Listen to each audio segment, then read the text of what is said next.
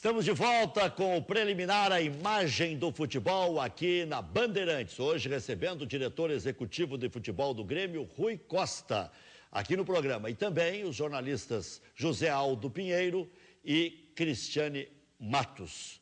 O Grêmio vem de uma vitória muito boa contra a Chapecoense, fora de casa, num caldeirão, e agora tenta embalar na competição nesse jogaço contra o Fluminense nesse domingo na Arena.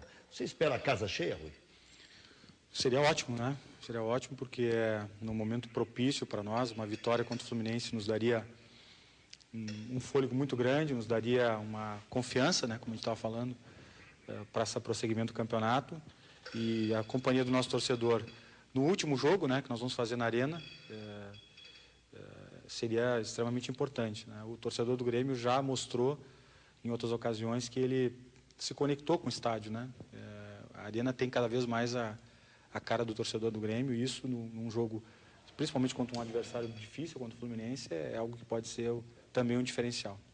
Enquanto você vai falando, a gente vai vendo imagens aí do jogo Grêmio e Chapecoense. Você acha que o Barcos está completamente reabilitado depois dessa boa partida contra a Chapecoense, num lugar difícil de jogar, né? Eu estava atrás da goleira ali, no sol, né, vendo o jogo uma perspectiva que é muito ruim, porque parece que a gente está dentro do jogo, né, dentro do campo. E, portanto, o jogo que já é difícil fica mais emocionante ainda, né? E foi fundamental que o Barcos, claro, a vitória é coletiva, né, mas foi fundamental que o Barcos pudesse ser decisivo de novo, né, porque ele fez os 2 gols. E na medida que nós tomamos um gol, ele passou a ser decisivo, né, e da forma como ele fez os gols, principalmente. E ele mostra aquilo que todos nós sabemos. Ele é um centroavante que tem sido criticado, né, e a crítica também faz parte. Ele sabe disso, os atletas sabem que, assim como o diretor executivo é criticado, os profissionais, os atletas também são. O titular da seleção brasileira viveu uma crise terrível. Exato. Então, mas ele ocupa uma posição muito rara no futebol. É muito difícil achar um centroavante que tenha qualidade, né?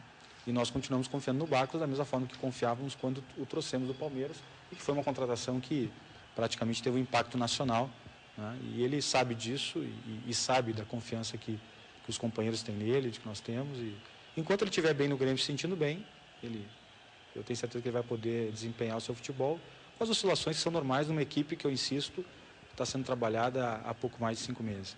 Houve interesse, desculpe. Não falta, só para pegar esse gancho, não falta, tu acha, uma sombra para o Barcos, porque a gente sabe, como tu estavas falando agora, né, a questão dos atacantes, tem o Barcos, enfim, tem o Kleber que está retornando aí de lesão, tem os garotos daí, o Lucas Coelho talvez seja, né, o mais centroavante ali deles. Então acho que falta às vezes uma sombra para o Barcos, porque tem vezes que ele não está num bom momento, mas a gente sabe que ele acaba continuando na equipe, claro, pela qualidade que ele tem, que a gente sabe que ele tem, que ele pode recuperar a qualquer momento, mas também porque ele não tem um grande concorrente na sua posição.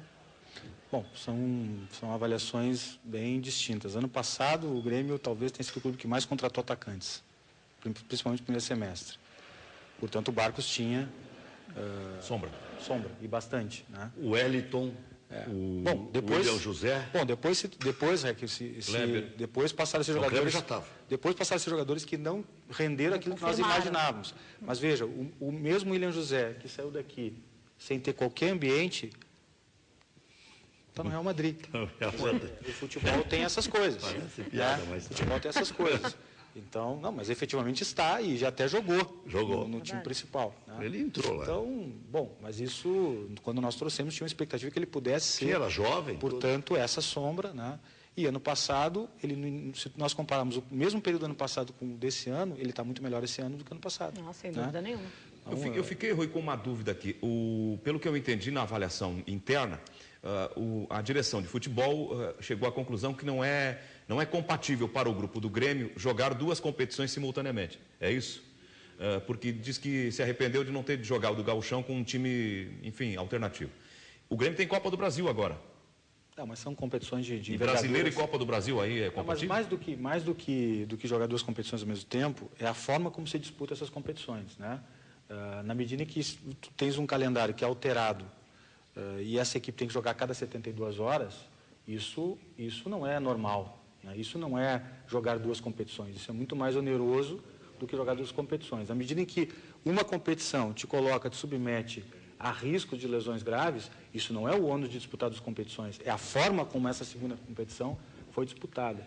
A nossa inconformidade, e que hoje ela pode ser muito mais verbalizada, porque também nós estamos nessa competição e não podíamos desvalorizá-la para o nosso torcedor, mas hoje nós podemos tratar isso de forma muito transparente, ainda que sejamos acusados de usar isso como desculpa, é que a forma como o Grêmio foi tratado no Campeonato Gaúcho, né, e eu já disse isso publicamente, não foi a forma mais digna do que o Grêmio representa para o próprio Campeonato Gaúcho. Ou seja, a participação do Grêmio nesse campeonato, ela representa cotas mais importantes, ela representa um aumento de mídia, de audiência, né? E o Grêmio teria que ter tido um pouco mais de consideração por parte da entidade que organiza esse campeonato, para que, por exemplo, o Grêmio não fosse submetido a um calendário desumano para que um outro clube fosse atendido na sua pretensão de inauguração do estádio, que é legítimo, que é algo que acrescenta para a cidade de Porto Alegre. O Grêmio, então, vai jogar para tentar ganhar o Brasileiro e a Copa do Brasil com a mesma disposição? O Grêmio vai buscar, dentro daquilo que for conveniente, eu sempre disse, né, o protagonismo necessário no Campeonato Brasileiro e, evidentemente, o protagonismo na competição, que é a Copa do Brasil, porque nós estamos falando de 8 jogos. Né? Então, nós temos que ter essa habilidade, inclusive, de construir um grupo, de aprimorar esse grupo, para que nós possamos ter, principalmente o Anderson, possa ter cada vez mais alternativas, até para suportar esse ônus um pouco maior, que é disputar essas duas competições, embora eu acredite que as competições que nós temos pela frente são muito mais equilibradas do ponto de vista de calendário do que aquela que nós enfrentamos no Gauchão. Rui, pela convivência que você tem com o presidente Fábio Koff, você acha que ele vai ser candidato à reeleição independente de resultados ou só será candidato se obtiver bons resultados dentro de campo? Olha, uma das os grandes desafios que eu tive que enfrentar, talvez muito mais do que a pressão, foi fazer essa transição, demonstrar que eu tinha a capacidade de estar profissionalmente sendo diretor executivo do Grêmio. Eu estou diretor executivo do Grêmio, né? E o primeiro passo para isso foi desconstruir essa questão política, onde eu atuei durante muitos anos, né? E foi por ali, inclusive, que eu me aproximei do presidente Fábio Koff. E esse é o grande papel que eu tenho que cumprir daqui para frente, porque eu me vejo desempenhando essa atividade profissional como algo para a minha vida, né? Até que o mercado não me acolha mais. E, portanto, fica difícil eu fazer qualquer opinião aqui sobre questão política. Eu posso dizer do homem Fábio Koff, que eu conheço bem, do presidente, do líder, do mentor, do confidente até, é que ele colocou muita coisa em jogo, né, para estar no Grêmio e para fazer tudo que ele pode, tudo que está ao alcance dele para que o Grêmio seja um clube melhor, né? E sem querer aqui opinar, e sem ir além daquilo que eu não quero ir, né? Ele deu o seu máximo e dá o seu máximo, uma dedicação integral ao clube, e isso é desgastante. Isso é desgastante para pessoas que têm 40 anos, 45 anos. O Grêmio viveria o caos hoje se não tivesse o presidente Fábio Koff no comando? É uma avaliação política, não administrativa, né? Tenho convicção que ele foi muito importante nesse processo todo de transição do Grêmio de um clube que passa por uma transformação estrutural, por uma transformação de gestão, até em função da arena, mas paro por aqui, Rec, né? Eu posso opinar daquilo que eu vejo dele trabalhando e se dedicando para o Grêmio. É um presidente que se dedica visceralmente ao clube, né? Que chega lá 9 horas da manhã e sai de lá às 8 horas da noite, né? E isso eu acho que é positivo, tenho certeza que é muito positivo para qualquer clube, seja o Grêmio ou qualquer clube do Brasil. Já que você não pode opinar, eu posso opinar e eu tenho certeza que se não fosse o presidente Fábio Koff, o Grêmio, ia pagar um preço inimaginável. Olha, se tudo já foi assinado e passado como vantagem para a OAS, imagina se continua como estava. Imagina se continua. Mas... Bom, Rui, diga, Zé.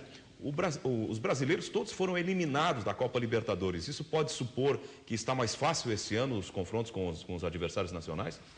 Nós não tivemos ninguém, assim como tinha o ano passado o Atlético Mineiro, como teve o Cruzeiro no Campeonato Nacional. Parece que o Cruzeiro hoje já não é o mesmo, o Atlético não é o mesmo. O Internacional, por exemplo, seria o grande adversário hoje?